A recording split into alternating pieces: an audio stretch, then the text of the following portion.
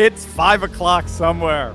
Russ and Mary Comstock. Have you seen recent Peterson Robert Bryce interview talking climate change policies? Raising costs so high in Germany that an EV builder moved to China and Angola, got a loan for solar when they have reserve of natural gas. I have not seen. I enjoy Peterson's interviews. They're very good. I have not seen that, but yes, that's the net effect of this climate insanity. Basically, what you're seeing here is the WEF all in via George Soros and so forth, all in on climate apocalypticism in their ideology. So they're ideologically nuts right there. So they think that if you vote wrong, you're going to kill us. So that's why they think they're justified in all these color revolutions and overturning your wrong political choices, right? All in the name of democracy, of course. So that's the first thing. But then the second thing is they're all in on green energy, and they're investing early on green energy, believing that this is the oil now of the 21st century. So they're all planning on being the next, Vanderbilts and Rockefellers and all that. They're going to be the new wealth of the green age, very similar to what Al Gore did after he got into all this environmental apocalypticism. I think his net worth went up 2,000%, something akin to that, to $500 million and the like. So yes, they're using billionaires and bureaucrats coming together to force you and me to comply with this new world that they want to build at our expense, so that we end up freezing in the winter and sweltering in the summer and starving. It's not going to work. China's pushing back against it. Russia's pushing back against it. Sub-Saharan Africa's pushing back against it. The Middle East is pushing back against it. Brazil is pushing back against it. It's not going to work worldwide. But the question is, how much damage can they do here in the West in the process? So, and for me, it also shows how much they can hamper us and our ability in the West to flourish, while the rest of the world kind of leaves us, 90% of the world leaves us behind and enters into a whole new multipolar world. So we'll have to keep an eye on all that, Russ and Mary. Absolutely. But first, gang, I got to tell you, I was utterly shocked when I was recently shown just how easy it is to access the deed to my house, and not just access it, but change it. I mean, if you don't know, the deed to your home is the only document that proves you own it. But the problem is that the deeds to all our homes are now online, and criminals are free to find our deeds, forge our signatures, refile as the new owner of our homes, take out tons of loans using our home's equity, and then stick us with the debt. And by the way, if you think homeowners insurance is going to bail you out, you got another thing coming. But that's where our good friends over at Home Title Lock come in. Gang, they're absolutely amazing. Home Title Lock gives you the peace of mind that the deed to your home is absolutely and completely protected. Click on that link below right now and use promo code Turley Talks. And all you have to do is enter your address for your no obligation home title scan to see if you've already been a victim of deed theft. I mean, that's $100 value, absolutely and totally free if you use my promo code Turley Talks. Gang, don't wait for the worst to happen only to regret that you didn't do something about it when you could have. Click on that link below right now and secure your home today. Servant of God, thank you, my friend. Hear about studios wanting the strike to drag out? Maybe so. Do they? I mean, again, Hollywood, we can't underestimate how much Hollywood has lost in terms of revenue and in terms of influence. I mean, it's like CNN. It really does seem to be going the way of the Jurassic Age. Hollywood had a golden era. Hollywood, rightfully so, was a beautiful, wonderful era at one time. It got woke, it got ugly, got degenerate.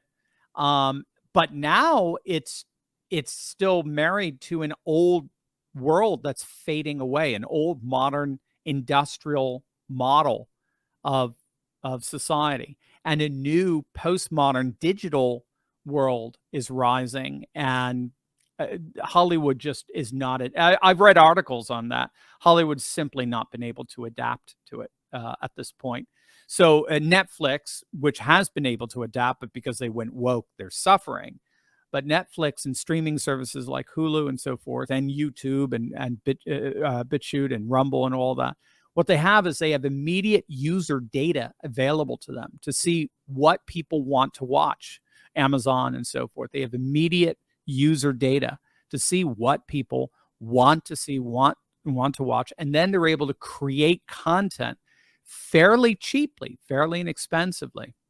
Yasui, as the Japanese would say, and very quickly, and then also off in multiple episodes, so you can encourage binge watching and the like, and then they stream it to you instantaneously.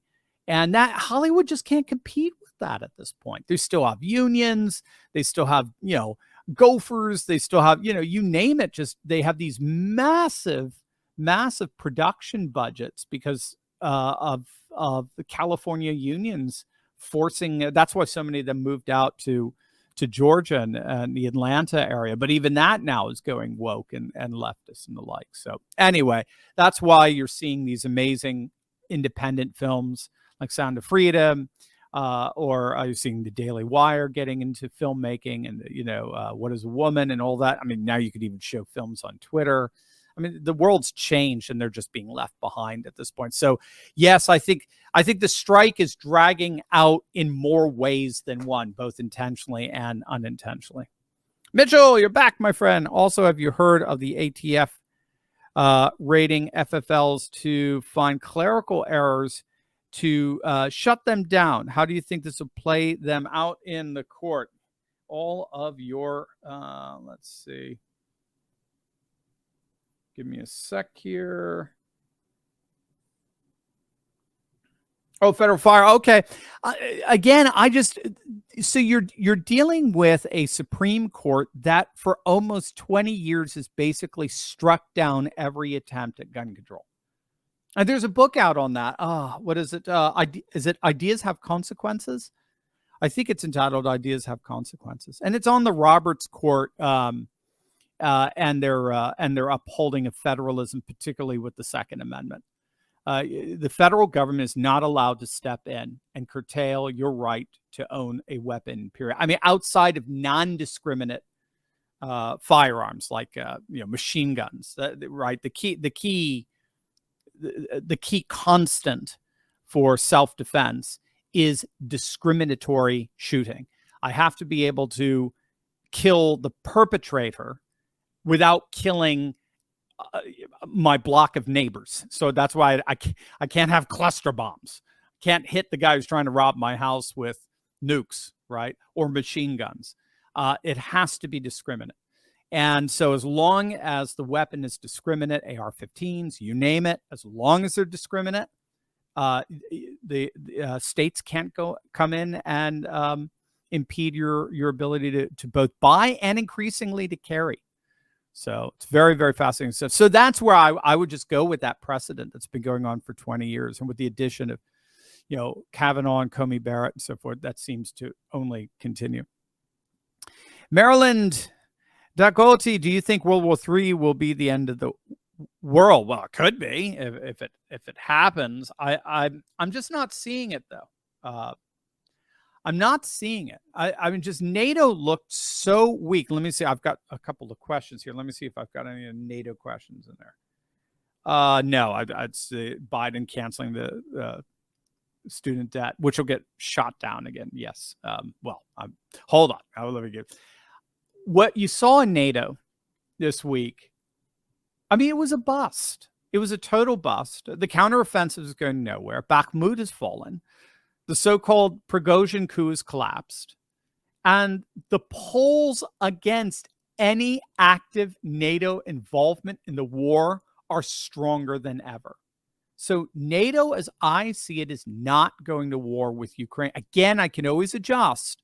But right now at this point, they're talking big, yet they're providing technology. That's part of Soros's 1993 strategy. If you go to his 1993 essay, NATO and the New World Order, it's online. You can read it. It's actually, remember, everything Soros believes he's written about. He made his billions, and then he likened himself to being a scholar, and all he did was just write books all day. And what he argues starting in 1993 is NATO populations do not have the stomach for mass casualties.